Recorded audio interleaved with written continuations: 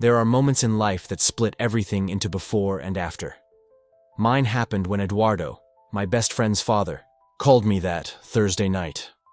Tall, with a neatly kept salt and pepper beard, a piercing gaze that seemed to see through the masks we wear. He wasn't just Gabriel's dad. He was that presence that radiated a natural, magnetic masculinity. And when he said, "just the two of us for an isolated fishing trip," my stomach flipped. Something was about to happen. Something I couldn't name, but that kept me awake all night. My name is Lucas. I'm 19, just started college studying civil engineering, and I live in a small town in rural Minas Gerais, right on the river. It's one of those places where everyone knows everything about you, where gossip spreads faster than news, and being different gets you talked about.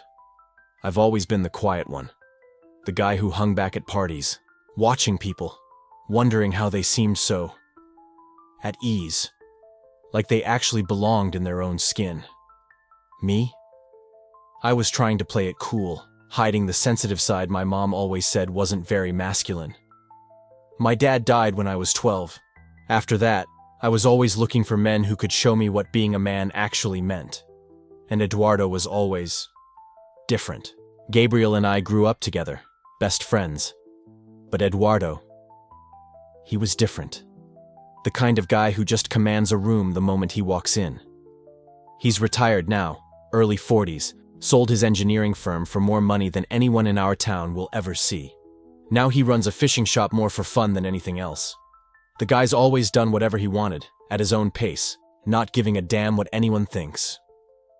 And then that Thursday, he called. "Lucas, are you free this weekend?" His voice was calm, deep. The kind of voice that makes you stop what you're doing just to listen. Yes, Mr. Eduardo. Why?" "I'm going fishing on the river. A secluded spot, far from everything. I thought of inviting you, just the two of us. What do you think?" His voice hit me right in the chest. My heart started racing. There was something in how he said, "just the two of us." Something heavy hanging under those words, like a promise without saying it out loud. Is Gabriel going? No. Gabriel's traveling with his mother. This is a different trip, Lucas. A private lesson, let's say. Private lesson. The words echoed in my head. I accept. Yes. Great. I'll pick you up at dawn on Friday, 6 in the morning. And Lucas. Yes? This trip is just for us. Gabriel doesn't need to know everything we talk about, okay? That should have felt wrong. That should have been my warning sign. Instead, I felt something I couldn't explain: excitement. Like he was seeing something in me that nobody else could. Like I actually mattered to him somehow. Have you ever felt that? When someone you actually respect picks you out, singles you out from everyone else, offers you something that feels almost off limits? Okay, Mr. Eduardo. He chuckled softly. Call me just Eduardo when we're alone. We'll spend 3 days together. No formalities. And he hung up. I just stood there in my room, staring at my phone. 3 days. Just me and him. And somewhere deep down, I already knew I wasn't coming back the same. First came the guilt. Why? Because I wasn't telling Gabriel? He's my best friend, we tell each other everything. But Eduardo had made it clear. This was between us. The second thing I felt was fear. Fear of what? I didn't know. Or rather, I did, but I didn't want to admit it, because admitting it would mean putting into words something I'd been avoiding for years. I had always admired Eduardo. Always. Since I was a child, when he'd come home from work with that confident air, dropping his briefcase on the table and hugging Gabriel with a strength I never got from my father. I used to watch, feeling a twinge of envy. Envy of Gabriel for having a dad like that, for having someone who looked at him with pride. But then I got older, and something shifted. I started noticing things. The way he laughed. How he'd put a hand on your shoulder when he talked. The way his arm would flex when he opened a bottle. But I shut that down fast. Pushed it way back and pretended it wasn't happening. I was just a confused kid trying to understand why I was noticing guys the way I was supposed to notice girls. Do you know that feeling? Knowing something about yourself but being too afraid to put it into words? But now, lying in bed at 2 in the morning, I couldn't stop thinking about the invitation, about the tone of his voice, about the promise of a private lesson. What did he want to teach me? Friday came way too fast and also way too slow. I don't even know which. Time felt weird, stretched out, like my mind couldn't actually process what was happening. At exactly 6, I heard him pull up outside. I grabbed my backpack. I'd packed and repacked it like 5 times the night before, and crept out without a sound. Mom was still asleep, and I'd left a note saying I was going camping with some college friends. Another lie. Another thing I had to hide. Eduardo was leaning against the truck bed, looking up at the sky. T-shirt pulling across his chest, worn jeans, work boots. Just a normal guy. But even standing still, he had this presence. The kind that made you feel small and safe at the same time. "Morning, Lucas." "Morning, Eduardo." He smiled, and it was a different kind of smile. It wasn't the polite smile he gave when he saw me at his house. It was a complicit smile. Ready for the adventure? Ready. But I wasn't. Not even remotely. We got in the truck, and he started the engine. It smelled like old leather and coffee, the kind of smell that made me feel safe. We didn't talk much at first. He put on some old music, the kind my dad used to listen to, and drove with one hand on the wheel, his other arm hanging out the window. I stared at the road, at the trees flying past, trying to act calm. But inside, I was wound up tight. "You nervous?" The question caught me off guard. Me? No. Why would I be? He laughed. "Man, you've been chewing your nails for like 10 minutes straight, and you're staring out that window like you're planning an escape." Damn, I hadn't even realized I was doing it. I jammed my hand in my pocket, embarrassed. "Sorry, I've just never done anything like this before, out in the middle of nowhere." "You'll like it. It's freeing. No phone, no internet, no one to judge you. Just you, nature, and your own thoughts." Your own thoughts. Exactly what I was trying to avoid. "So why'd you ask me?"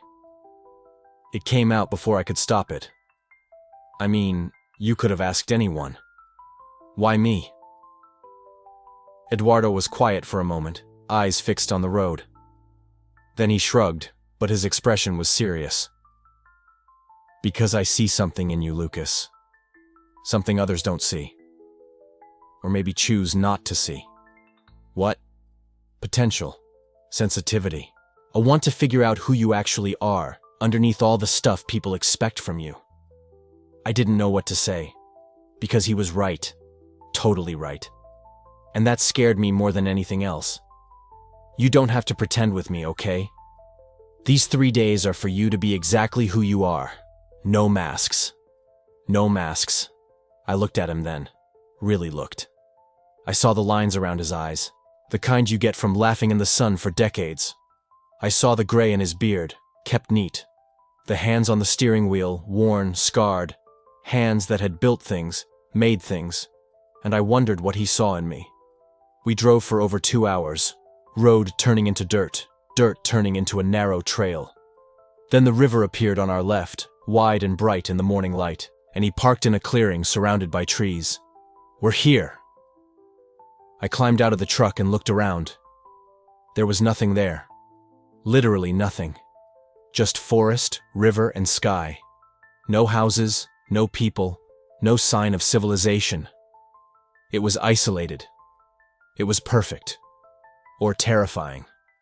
I still didn't know which. "Let's set up camp first," he said, pulling gear from the truck bed. "Then we'll fish, eat lunch, just enjoy the day. Good?" "Sounds good." We spent the next hour on the tent. Well, he pitched it. I mostly got in the way, holding stakes wrong and tripping over lines. He didn't complain, just laughed quietly and fixed my mistakes with patience. "You've never really camped, have you?" "No. My dad died before he could teach me this stuff." The words slipped out before I could filter them. And then silence. A silence heavier than the stakes I was holding. Eduardo stopped what he was doing and looked at me. It was a different look. Not pity. It was understanding. I'm sorry, Lucas. I know how hard it was for you to grow up without him. It's okay. It was a long time ago. But it still hurts. It wasn't a question. It was a statement. And he was right. Sometimes, I admitted, looking at the ground, especially when I see parents teaching things to their kids. Normal things. Things I'll never have. He nodded and went back to the stakes. But his hammer strikes were slower now. More deliberate. So this is your chance to learn. With me. And there was something in the way he said it. Something that made my chest tighten. As if it was more than just about camping. We finished with the tent, and he suggested we fish before the sun got too hot. We grabbed the rods and bait and headed down to the water. The water was clear, flowing slowly over smooth stones. The sound was hypnotic. It almost made me forget the tension I felt. Almost. You know how to use a fishing rod? Eduardo asked. Kind of. I went fishing a few times with Gabriel, but I never caught anything. Because you're doing it all wrong. He stepped closer, stood behind me, and placed his hands over mine on the rod. And it was as if time stopped. I felt the heat of his body on my back. I smelled him, a mix of clean sweat and something woody. I felt the weight of his hands, big and calloused, covering mine completely. Relax, he whispered close to my ear. You're way too tight. It's about feeling, not forcing. Let the water do it. I tried to breathe. I tried to focus on the river, the rod, anything that wasn't the fact that Eduardo was pressed up against me, teaching me with an intimacy that felt deliberate. Feel that? He swung the rod smooth, and I felt it through my hands. That's it. You gotta feel the fish. Sense what it's doing. My breathing was fast. I prayed he wouldn't notice, but something told me he did, and that he didn't care. We stayed like that for a few seconds that felt like hours. Then he stepped back, and the cool morning air filled the space where his body had been. Try now. I tried, but my head was somewhere else entirely. We spent the whole morning fishing, or trying to fish. I didn't catch anything. Eduardo caught 3 fish, with an irritating ease. You're distracted, he said while cleaning the 3rd fish with a sharp knife. Where's your head at? Here, lie. He looked at me, and I couldn't look away. Those eyes just saw right through everything I was trying to keep hidden. Have you ever been afraid someone would see the real you? Not the version you show the world, but the version you hide even from yourself? Because I had. And Eduardo was looking right at that version.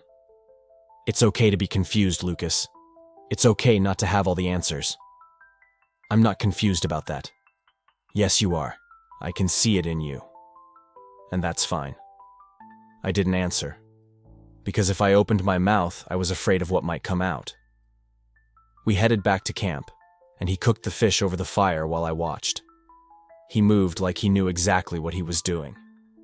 Every move was smooth and sure. Like he'd figured out who he was and just didn't care what anybody else thought. Have you ever questioned your sexuality, Lucas? The question came out of nowhere, like a punch to the gut. What? Your sexuality? Have you ever stopped to think about it? I could have lied. I could have laughed it off. But he wasn't judging. He actually wanted to know. I don't know. You don't know, or you're afraid to know. Fear. It was always about fear. Both. Eduardo nodded, as if that made perfect sense. I get you. And the way he said it. It was like he really did understand. Like he'd been through the same thing. We ate lunch without talking. Not awkward. Just heavy, like there was stuff between us neither of us wanted to say out loud, and I didn't know if I wanted to break that or just sink into it. After lunch, Eduardo suggested we go swim in the river. It was hot, and the water looked inviting. I didn't bring swim trunks, I said. Me neither. We'll just swim in our boxers, or nothing if you want. There's nobody around. Naked. The word hung in the air. My face flushed instantly, as if he'd lit a fire inside me. Underwear is fine. He laughed. It wasn't a mocking laugh. It was almost affectionate. Whatever you want. We took off our shirts and went into the river. The water was cold but refreshing. Eduardo dove in headfirst, swimming with ease. I stayed in the shallow part, watching.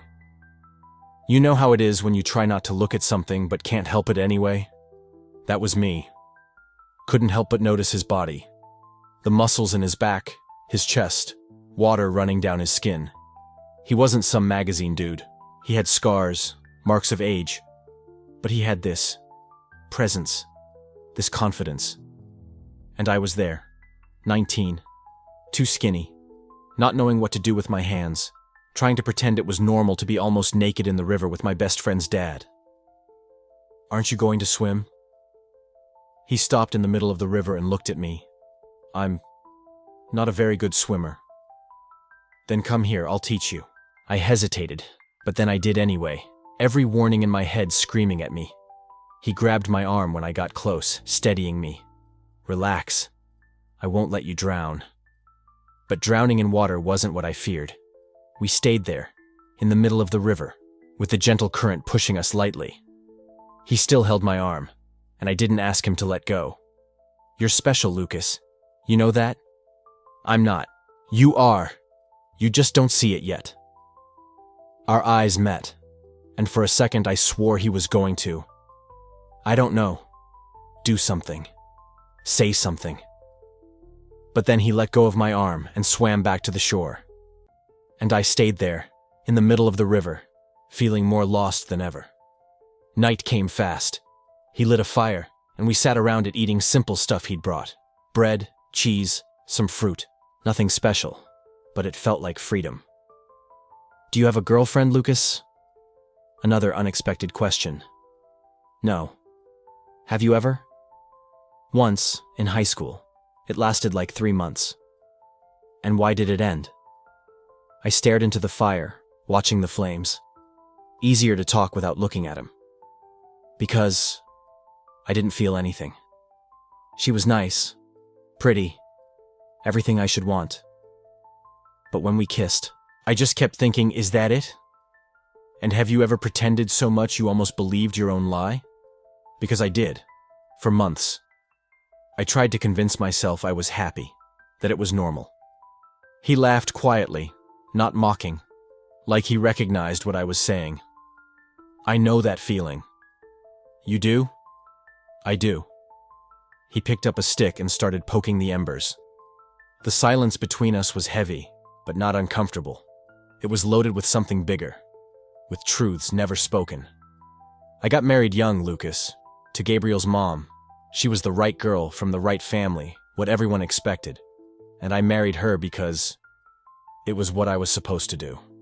And it was exactly what you described. Is that it? I spent 20 years asking myself that. 20 years waking up next to someone and feeling completely alone. He stopped poking the embers and looked at me. Are you still together? On paper, yes. In practice, we've been living separate lives for a long time. She knows. I know. We just keep pretending for Gabriel's sake. There was sadness in his voice, a resignation that broke me from the inside, because I could see my future in those words. You're not happy. It wasn't a question. It was an observation. No, but I've learned to live with it. That's what guys like me do, right? Build the life everyone expects, and bury who you really are where nobody sees it. He looked at me, and there was an intensity there that took my breath away. I don't want that for you, Lucas. I don't want you to spend the next 20 years pretending to be someone you're not. I don't know who I am. Then find out, before it's too late. We just sat there, listening to the fire crack and the river in the distance. Seconds passing. The quiet felt heavier than anything anyone could say. Why did you bring me here, Eduardo? Really? He took a long time to answer, and in that silence I felt afraid. Afraid of the response. Afraid he'd confirm what I was feeling. When he spoke, his voice was lower, more vulnerable, as if each word cost him something. Because I see everything in you I used to be. Everything I was too scared to actually become. You remind me of someone I knew at your age.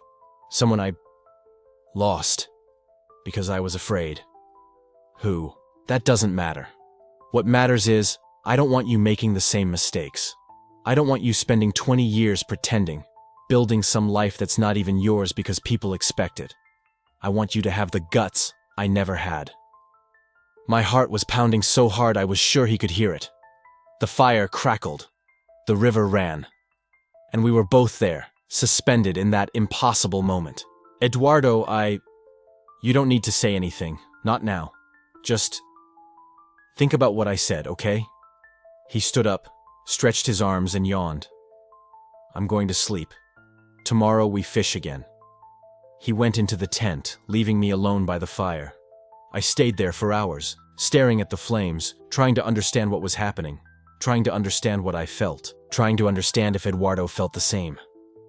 When I finally went into the tent, he was already asleep. Or pretending to be asleep. I didn't know. I lay in my sleeping bag, a few inches from him, and stared at the tent ceiling. I heard his breathing, slow and deep, and I wondered what he might be dreaming. I couldn't sleep. The second day began cloudy. A storm was forming on the horizon, dark clouds moving slowly like predators. We'll have to stay at the campsite today, Eduardo said, looking at the sky. You can't fish with a storm coming. I should have felt relieved. More time. But all I felt was tension. Because being trapped in a tent with Eduardo, no escape, nothing to distract me from the thoughts I'd been avoiding, was terrifying. And that's exactly what happened. Around noon, the rain started. It wasn't a gentle rain. It was a violent downpour that turned the river into a furious monster and made the whole forest bend under the wind. We locked ourselves in the tent, listening to the sound of water hitting the fabric. The world outside disappeared. Only the two of us existed. At least the tent's secure, Eduardo joked. If it flies away, I'll feel very incompetent. I laughed. But I was nervous. Not because of the storm, because of the closeness. The tent was small. We were almost pressed together with nowhere to go. I could feel the heat of his body, even without touching. Are you afraid of storms? He asked. No, I actually like them. There's something freeing about watching nature do whatever it wants, not caring about anything. I think the same. We stayed silent, listening to the storm. 10 minutes, 20, 30. The deafening silence was only broken by the thunder. Each second felt like an eternity. Then Eduardo spoke, almost as if thinking out loud. Lucas, can I ask you a personal question? My stomach twisted. Sure. Have you ever been attracted to men? My whole body froze. Time stopped. The storm vanished. There was only that question, hanging in the air, waiting for an answer that would change everything. I could have lied. I could have laughed. I could have changed the subject. But what was the point? He already knew. He always had. Yes. The word came out as a whisper, but it was the heaviest word I'd ever said in my life. Eduardo nodded, not looking surprised. And do you hate yourself for it? I'm scared. Scared of what people will think. Of what my mother will think. Of what Gabriel will think. And what do you think? That was the question, wasn't it? What did I think? Not what my mother thought. Not what the town thought. Not what Gabriel would think. What I thought. I think that. Maybe this is who I am. And I'm afraid to accept it. I'm afraid of what will happen if I stop fighting it. I'm afraid of losing everything. My voice shook on the last word. Eduardo turned to me, our faces inches apart. I could see every detail, the lines around his eyes, the salt and pepper beard, the intensity in those eyes that saw me whole. You're not confused, Lucas. You're discovering yourself, and that's the bravest thing anyone can do. I don't feel brave. I feel terrified. But you are. You're here. You're talking about it. With someone who understands you. You. Understand? He gave a sad smile. I spent my whole life suppressing who I am. I forced myself to marry, to have a family, to live the life everyone expected of me. And do you know what happened? I became an empty shell. A man who has everything, but feels nothing. You're saying that. I'm saying I always knew who I was, but I never had the courage to live it, and I don't want you to make the same mistake. My heart was racing. The storm outside felt nothing compared to the one inside me. Eduardo, do you feel anything for me? The question hung in the air, heavy as lead. And the second it left my mouth, I wanted to take it back, to pretend I hadn't asked. Because what if the answer was no? What if I had read everything wrong? He didn't answer right away. Just looked at me with those eyes that saw everything. Every second felt like forever. I do. 2 words that changed everything. And I know it's wrong. I should keep distance. Be just Gabriel's dad. See you as a kid I've known forever. But I can't, Lucas.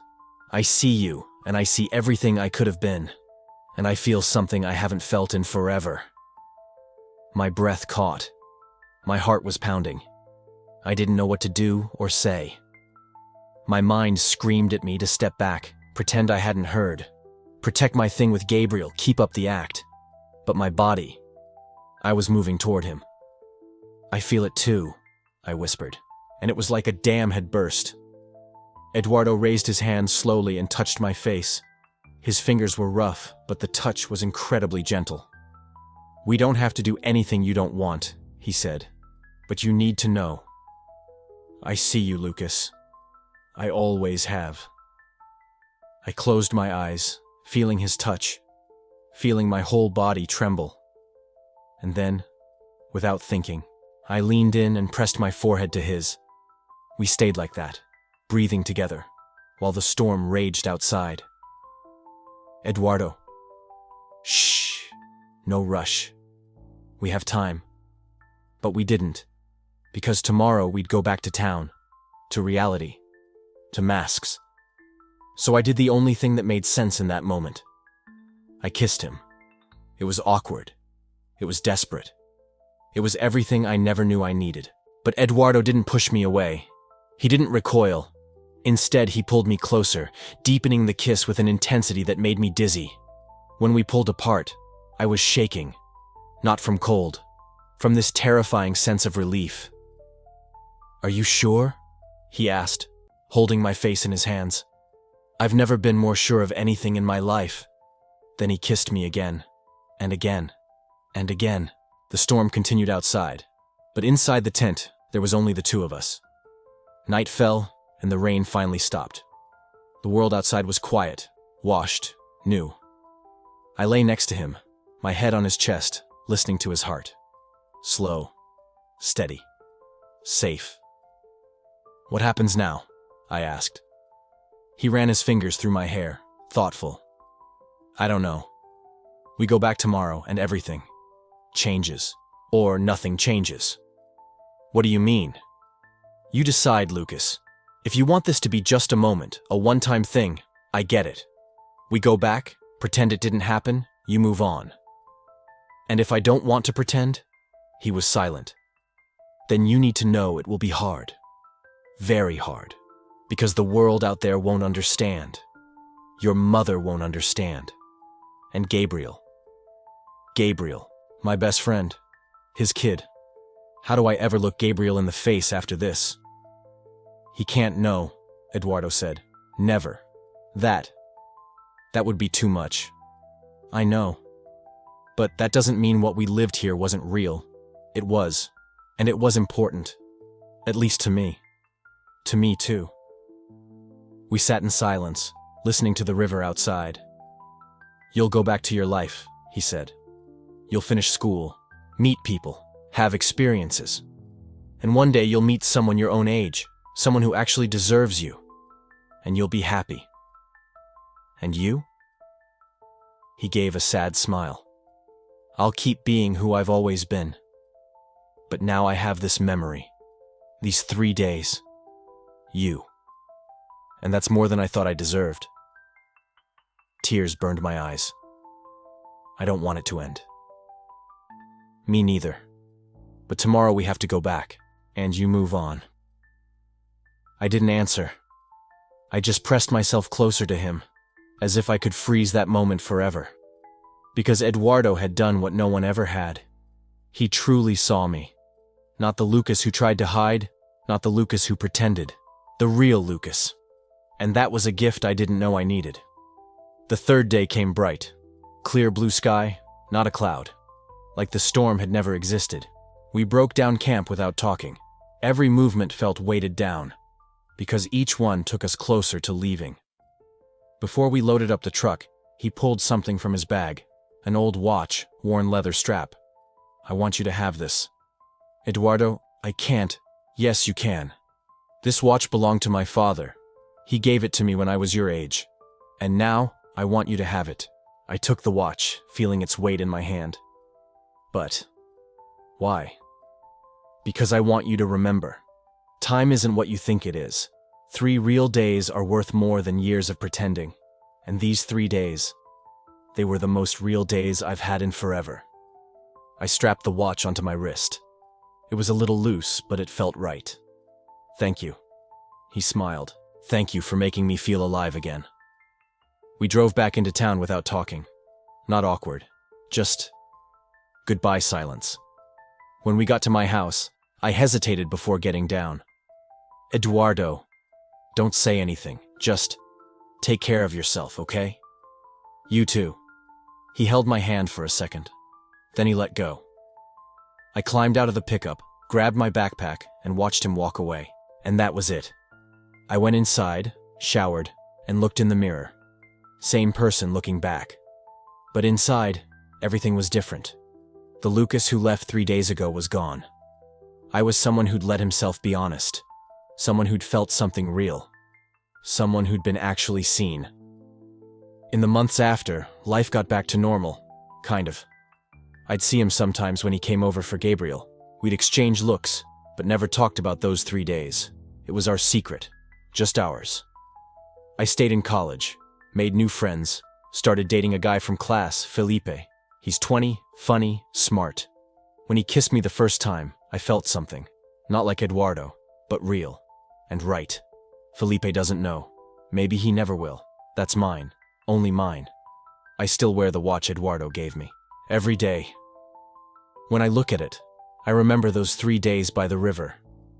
I remember the smell of the fire. The sound of the storm. His touch. And I'm grateful. Those days taught me that the search for your own truth is worth the risk. He taught me the most important thing, to be honest about who you are. And even if we never have that again, even if those 3 days are all we'll ever have, it was enough. It was more than enough.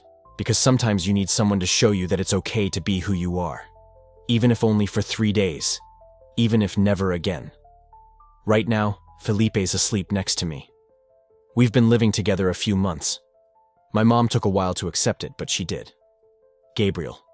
He still doesn't know. Maybe never will. Some truths are too heavy to tell. But I'm happy. Building the life I want, not what people expected. You know the best part? When I look in the mirror, I actually recognize myself. That 19-year-old who was chewing his nails in the truck? He's gone. In his place is someone who knows who he is. Someone who isn't scared to feel. And if you're reading this, if you're confused, if you're scared, if you're wondering if it's okay to be who you are, it is. It's more than okay. You deserve to be true. You deserve to feel. You deserve to live. And one day, you'll look back and realize that the moment you accepted yourself was the moment your life really began. Doesn't matter if it happens in a tent by a river, in a locker room, or after a shower. What matters is it happens. On the other side of that fear, there's a version of you that's free. Sometimes all we need is someone who truly sees us. Someone who tells us, you are not alone. Eduardo was that person for me. And I hope you find yours. Because everyone deserves someone who teaches them to fish, and teaches them to actually live. He gave me 3 days. 3 days worth more than years of pretending to be someone else. If you're looking for the guts to have your own moment, to live your truth, maybe this is it. If this hit you, if you've had a moment that changed you, Share it. What was your turning point? When did you stop pretending and start living? Tell me. And know you're not alone. If stories like this, about courage and being authentic, mean something to you, subscribe. There's a lot of people who need to hear it's okay to be who you are, and we're just getting started. See you next time.